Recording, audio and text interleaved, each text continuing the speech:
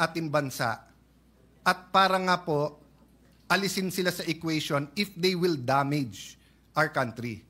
So, the difference po with this impeachment sa iba, at least the impeachment of President Estrada, President Arroyo, and again, may I be sensitive especially to my friends here, no, who are of that administration, was with us, against us, or like Senator Jinggoy and Senator JV.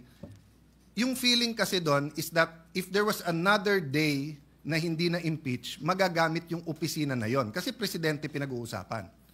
Ganon din sa Chief Justice, na habang nandun ka, ma-impluensyan mo yung korte.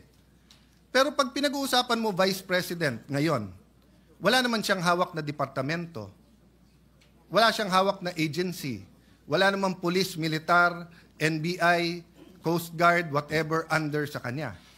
Yes, we should hold her accountable kung may ginawang mali. Dapat i-impeach pag may ginawang mali. Pero it's not true that today and tomorrow matters that much. Because wala naman siyang opisina na magagamit not only to cover her tracks or to damage the country. Di ba? In fact, I doubt kung walang perpetual disqualification yan, baka iba ang suma natin ngayon. But I don't want to go to the political aspect. The point I want to make, Mr. President, is para tayong nag-Goldilocks, pag gusto natin yung i-impeach natin, so nung time na yon na gustong impeach si President Erap, padaliin natin. At kung hindi, walk out tayo. Oh. Kung kakampi mo si GMA, pahirapan natin.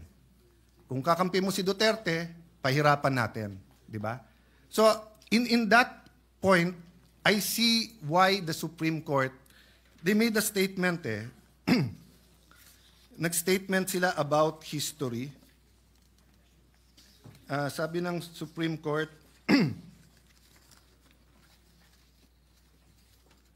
ito po, sa page 94, we understand our history. We have